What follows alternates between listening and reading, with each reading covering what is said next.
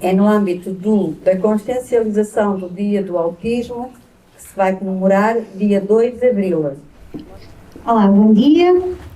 Então, hoje temos connosco a Laura Vilante. A Laura Vilante, como disse a professora Amélia, foi nossa aluna e hoje vem-vos aqui dar um bocadinho do testemunho, contar a sua história, porque a Laura é uma jovem que sofre de perturbação do espectro do autismo. E é um exemplo de que às vezes a vida dá-nos desafios, mas nós conseguimos superá-los e conseguimos ter sucesso. E como às vezes todos nós temos alguns desafios na escola, a Laura veio-nos aqui dar algumas dicas de como é que é isto na perspectiva de quem tem autismo e como é que ela superou, como é que ela fez, o que é que foi fácil, o que é que foi difícil, o que é que foi importante. Coisas que os colegas e os professores fizeram que foram muito importantes e que a ajudaram, e ela vem partilhar esta experiência convosco. Olá, Laura. Tu tens espectro do autismo? Sim. Sim. Como é que é isto, viver com o espectro do autismo, assim de uma forma mais geral? É assim meio complicado, tipo, é como é que eu ia te explicar, tipo, vou tentar simplificar. É tipo, é diferente, pronto, acaba a ser diferente uma pessoa sem autismo, porque há ali coisas que é complicado. Isto também estou a falar, agora já é mais fácil, mas há uns anos era mais... Há uns anos era complicado, não é? Esta parte do, às vezes, termos mais sensibilidade aos sons, às texturas. No caso, os sons, no meu caso, era mais quando andava na pré-escola e era mais, no meu caso era mais, às vezes até era... Porque isto também varia muito de pessoa para pessoa. É muito importante, todas as pessoas autistas são diferentes. Não há dois autistas iguais, todos são diferentes. Há características comuns, não é, Laura? É. Como é que era no teu caso? No meu caso, vou tentar pensar. É tipo, falar em comunicação. Sim, a comunicação é um assunto complicado às vezes. Há autistas que não gostam de falar. No meu caso, eu adoro falar com o pessoal, apesar às vezes até assim insegurança da conversa, devido também às consequências do autismo, porque às vezes também há colegas que não compreendem, alguns compreendem, e também às vezes Desculpa interromper-te, estavas a dizer coisas muito importantes. Estavas a dizer que na altura e agora há colegas que compreendem e colegas que não compreendem. Se andássemos um bocadinho para trás no tempo, com aquilo que tu sabes hoje, que ajuda é que achas que os colegas te poderiam dar para te compreender, para tu te sentires mais compreendida? Dá-nos lá aqui umas dicas a todos. Eu acho que houve ali certas turmas, porque há colegas que me tentaram me ajudar, mas houve alguns que, pronto, eram assim, a idade também, que usavam isso meio deixavam-me com medo. E nervada, ficavas só com No medo? caso ali, eu quando era criança ficava irritada e pronto, e acabava por... Era fácil irritar-te, não era? E na pré-adolescência, como coisa também da dedicação, meio que aquilo, pronto, era tipo, sei aqui por aqui, mas aquilo obviamente afetava. Aprendeste a lidar, mas no início afetava-te bastante, não era? E tu enervavas-te. E como é que era quando te enervavas? Ou o que é que nós fazíamos para te ajudar a acalmar? O que é importante fazer para ajudar a acalmar? A falar, digo agora, como tipo, falo, desabafo o que é que aconteceu, depois tu dás dicas, tipo, olha, respira fundo, dá, aqui para palavras, tentar descrever a cena, a situação, tipo, tu dás conselhos, olha, respira fundo, não ligues, que às vezes é, normalmente o pessoal que às vezes faz bullying também está inseguro,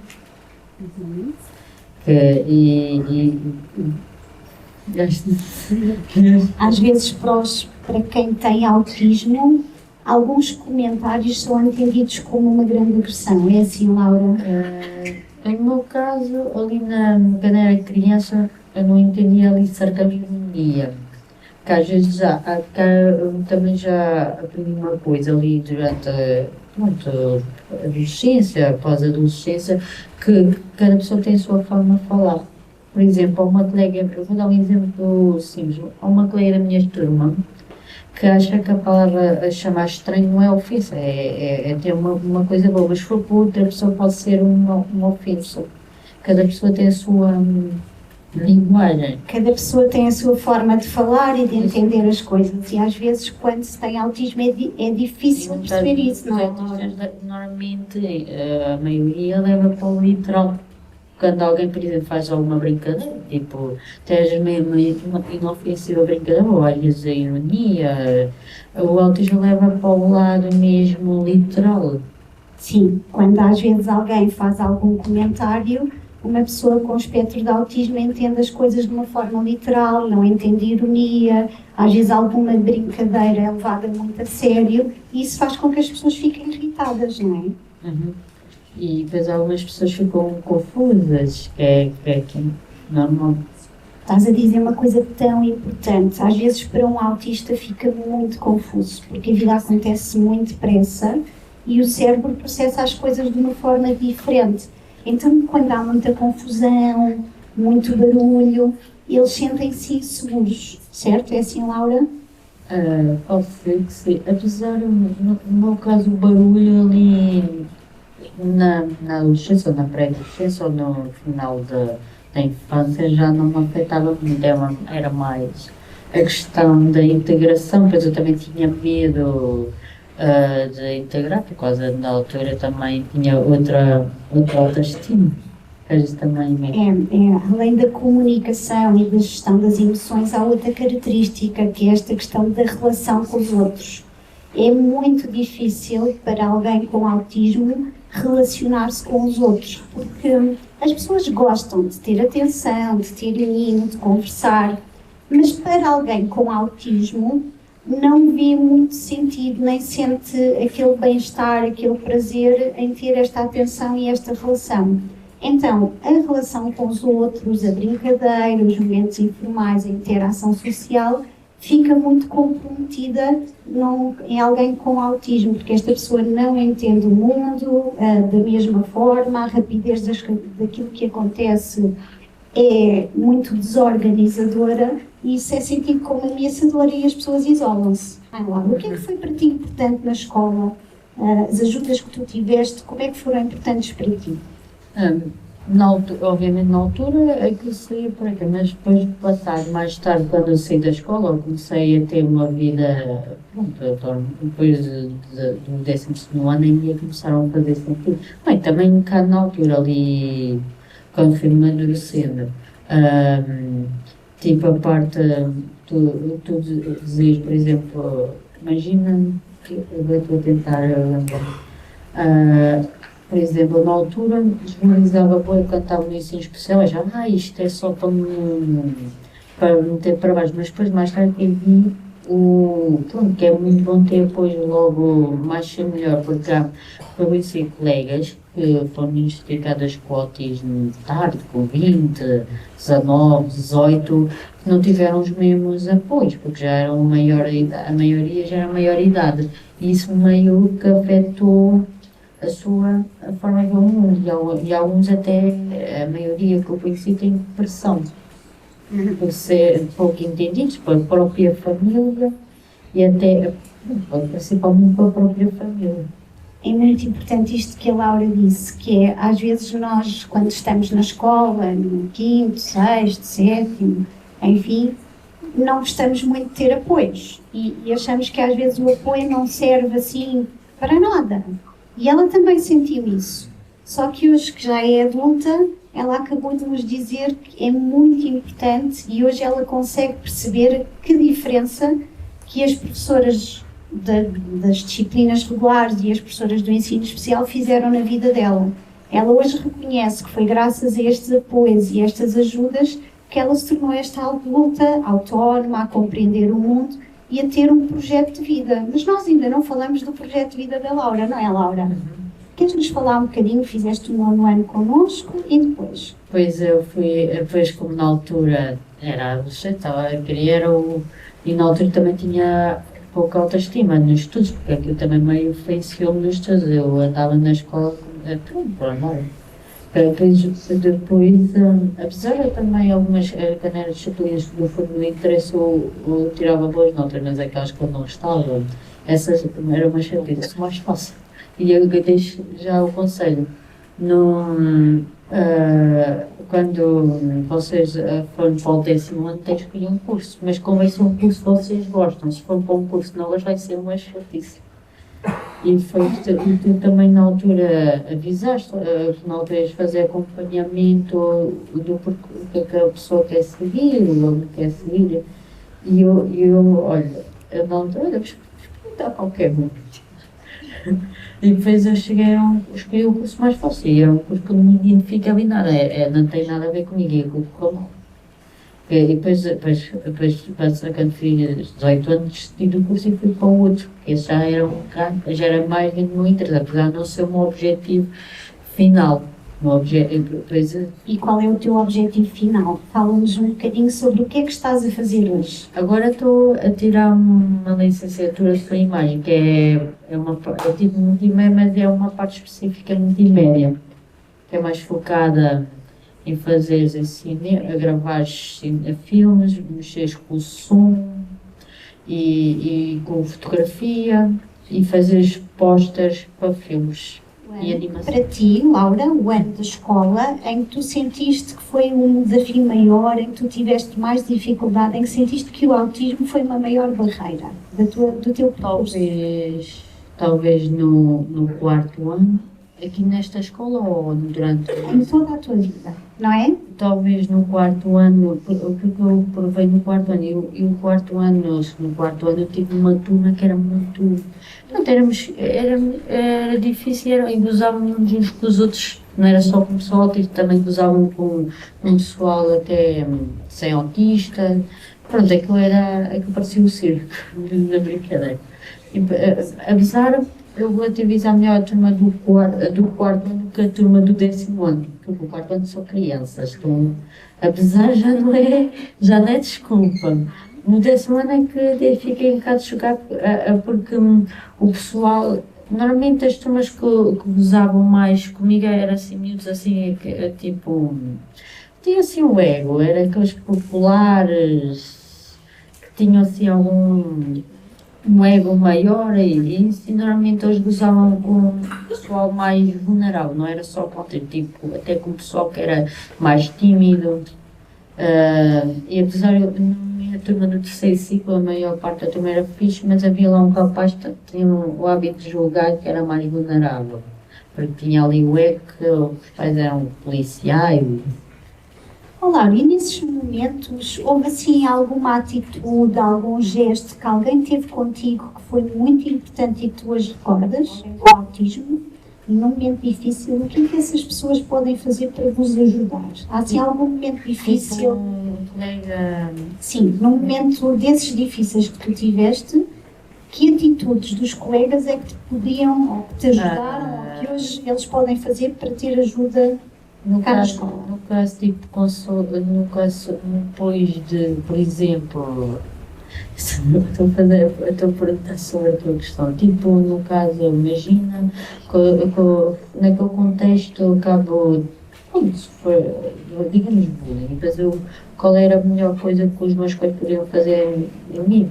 No caso, diria, tipo, tentar consolar, nem seja uma coisa assim, então, nunca sou autorizada, porque alguns gostam tanto e outros não. Que coisa importante que estás a dizer. Há alguns autistas que não se importam de ter tom. E há outros autistas que reagem muito mal quando nós lhe tocamos. E às vezes nós vamos tocar do género, olha, queres brincar? E para alguns autistas isto não tem problema. Para outros autistas isto desorganiza-os e basta um toque para eles se desorganizarem. Portanto, quando temos algum colega com autismo, esta questão do toque, da relação, é muito importante. Nós temos que perceber se o nosso colega tolera o toque e fica confortável com isso, ou se para a pessoa que tem autismo o toque é desorganizador. Porque às vezes basta um toque e que para nós é inofensivo e para uma pessoa com autismo pode desorganizá-la. Então é muito importante nós perguntarmos aos colegas que têm autismo o que é que para eles é confortável. Porque há coisas que é confortável mais para uns do que para outros. O toque, a organização ou desorganização, o barulho, a forma de comunicação, a compreensão, o tempo, o falar das coisas lógicas no seu tempo de realização e não em assuntos paralelos, o não usar a ironia, porque para eles compreendem as coisas de uma forma muito lógica, muito literal, também é diferente, com eles também assim se passa, não é? Então o teu colega está a perguntar qual é que foi o momento mais difícil que te causou mais dor na tua vida? Tipo, geral da vida. Na vida geral, certo? Sim. Talvez foi ali na adolescência, ali aquela parte meio, porque na adolescência normalmente às vezes há aquelas companhias que querem se aproveitar de ti, do pessoal. E eu na altura, como era mais ingênua, porque eu também tinha a socialização um bocado mais reduzida como uma pessoa. Sim, a Laura queria muito fazer amigos e era difícil para ela fazer amigos. Então, no dia em que conseguiu fazer um amigo, confiou nele. E o amigo, afinal, não era um verdadeiro amigo. Foi alguém que quis aproveitar-se da ingenuidade dela para ganhar alguma coisa com isso. Então, foi difícil porque ela fez um esforço muito grande para conseguir ter um amigo e depois o amigo não foi um verdadeiro amigo. É muito comum os autistas terem áreas de interesse muito específicas e quando gostam de uma coisa, aprendem sobre ela.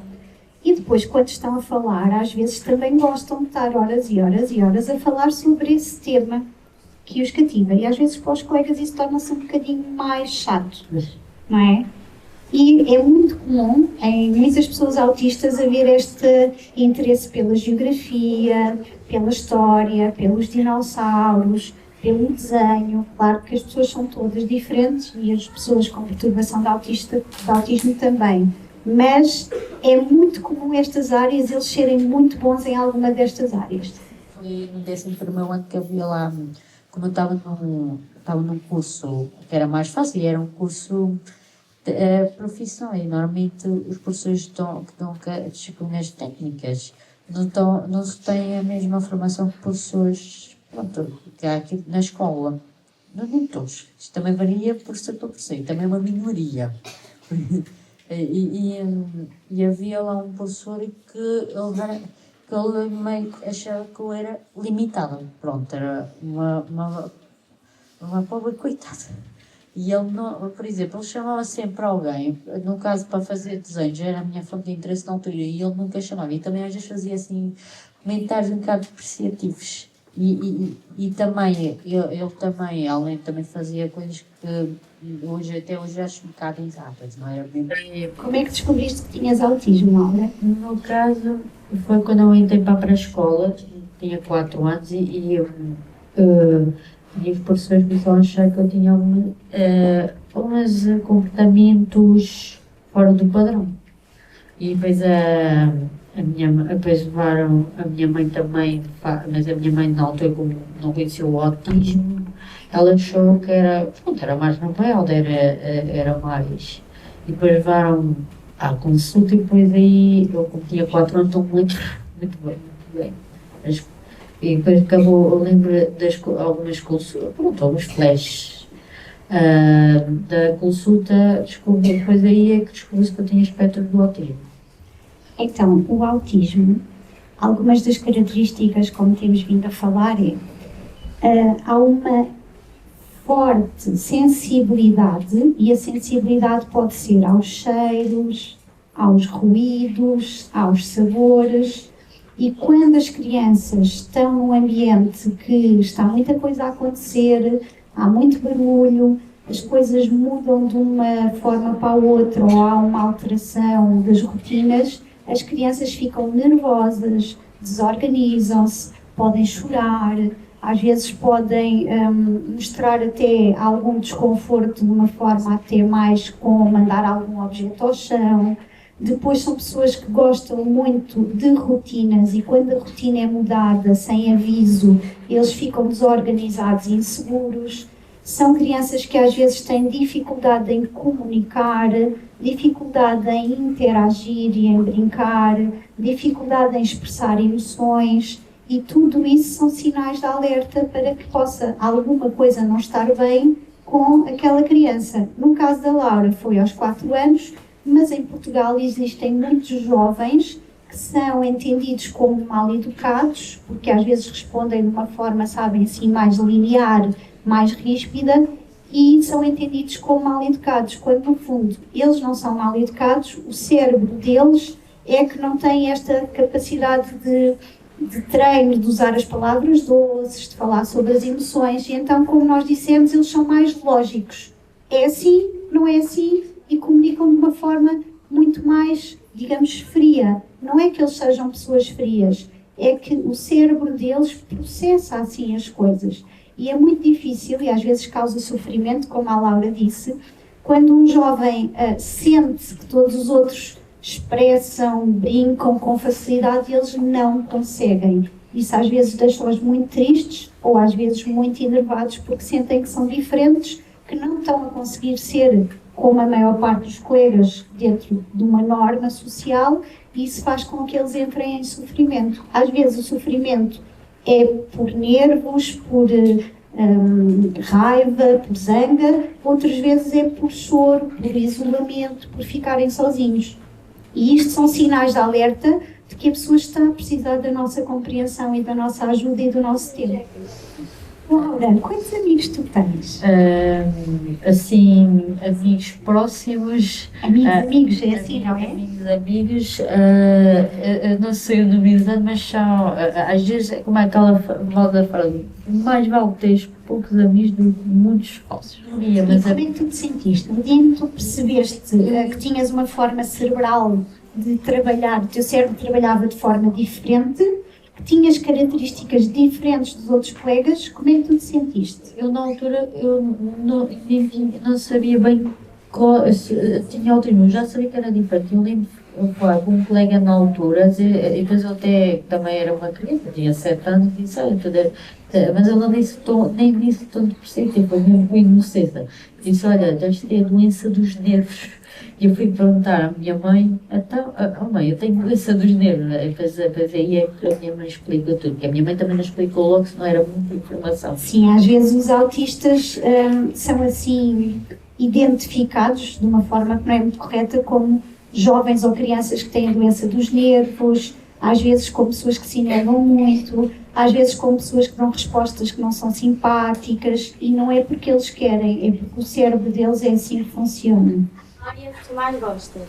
Qual é a área que tu mais gostas, Laura? A área que eu mais gosto, no caso, eu tenho para aí umas 3 ou 4. É ilustração, guião,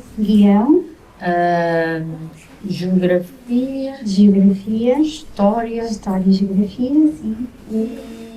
E artes plásticas. Artes plásticas. A Laura trouxe-nos aqui, vou aproveitar este momento para vos mostrar alguns trabalhos lindíssimos que a Laura faz, para vocês perceberem que às vezes os desafios da vida não nos impedem de seguir os nossos sonhos. A Laura faz estas ilustrações fantásticas.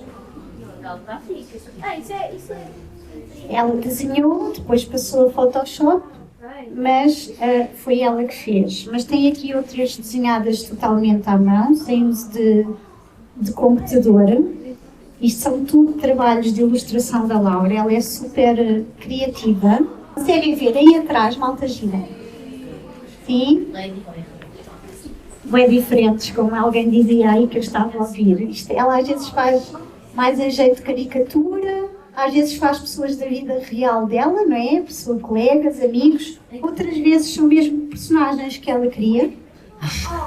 Isto é tudo feito, estes que eu estou a mostrar neste momento à mão, pois ela tem outras séries de composições que já usa o computador, por exemplo, neste caso, daria um cartaz espetacular para um cartão postal. Para uma fast food, cartões postais, enfim, eu já disse aqui à malta do teatro, no dia em que estrearem a peça, têm que a convidar para fazer o cartaz. Aqui estão mais alguns. Nós já passamos estes. Entretanto, vamos só ver. Há aqui mais alguém a querer fazer perguntas?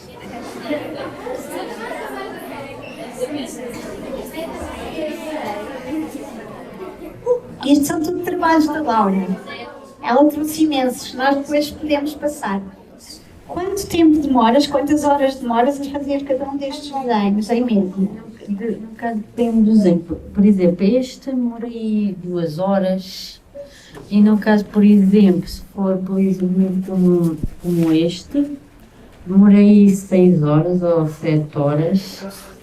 E alguns até demora dias. Por exemplo, este que é uma gravura que eu fiz no TESP, demorei, no caso, 5 dias. Porque isto depois tem que secar, porque isto tem uma tinta específica, que é a tinta de óleo. E tens de fazer assim à manivela, tipo, manivela. E São tintas diferentes e técnicas diferentes, não é? Depois este também demorei umas 9 horas.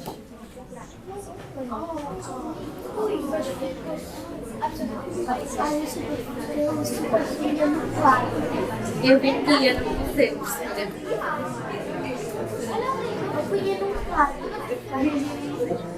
Laura, como é que era a tua interação com os outros autistas? Depende. É como no caso geral, há personalidades que me identifico mais e há outras menos. Por exemplo, um autista que é assim, tem um arrogante, que é egocêntrico, e obviamente tem mais dificuldade quando é compreensível. Respeito. É como a Laura estava a dizer, é como todos nós, às vezes temos mais afinidade com umas pessoas do que outras com eles. É exatamente a mesma coisa. Laura, tu vês estes trabalhos fantásticos? Neste momento ainda não. Ainda não, mas achamos que ela devia pensar nisso, não acham, malta? Vamos dar aqui uma forcinha à Laura, porque é o tempo dela começar aqui a partilhar. Laura, eu acho que é o timing de pegarmos nos teus desenhos e podermos ir aí pela nossa plateia fantástica, que tiveram uma atitude espetacular. Vou-vos agradecer a presença e vamos dar o privilégio de ver estas obras de arte lindíssimas que a Laura tem. Excelente ideia, Laura. Tens que pensar em publicar isto para vender, pintar isto. Ou punha-se em quadros. Pôr em quadros, fazer exposições. Olha que ideias fantásticas que eles estão a dar. Por causa da minha escola, já o pessoal a dizer, a dizer que eu tenho potencial para vender os desenhos. Na minha escola, uma vez por semestre, a gente vendemos os nossos trabalhos. Vendes desenhos. Então tem que ir lá. Tem que ir lá à Feira do Autor, às Caldas da Rainha, que a Laura está lá. Ela depois avisa-nos, está bem, Laura? Okay. Olha, querida, queres que eu vá? Queres ir tu?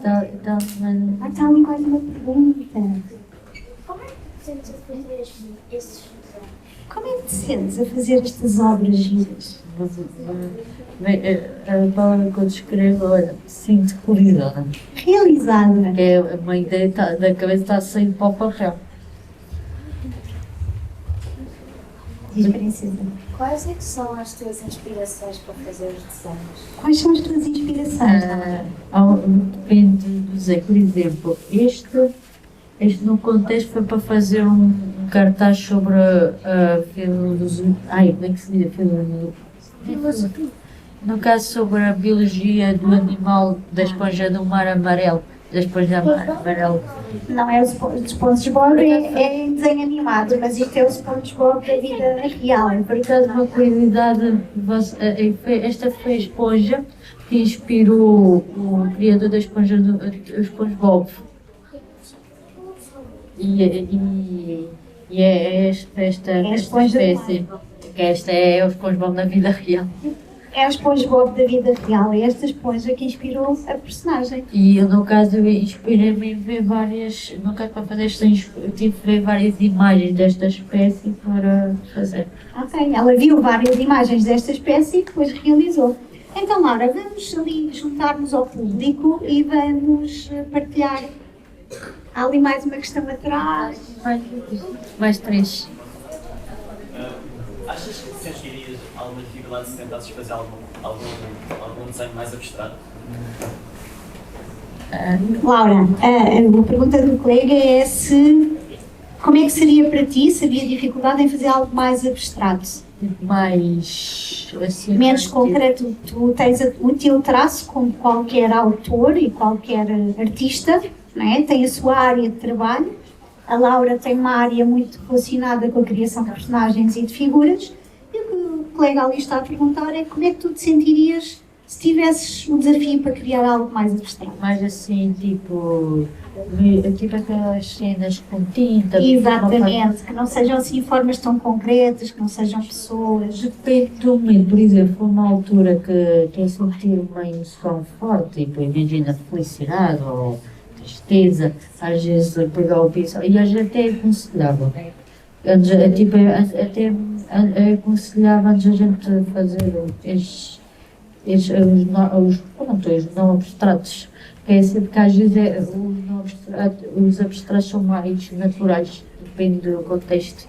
A Laura estava-nos a dizer que para ela o abstrato é muita expressão das emoções e depois este tem mais a ver com a parte mais lógica, do traço mais intencional. E ela diz que muitas das vezes usou o desenho abstrato para expressar as suas emoções, para se libertar, antes de iniciar este trabalho, que para ela é encarado como mais técnico, mais sério.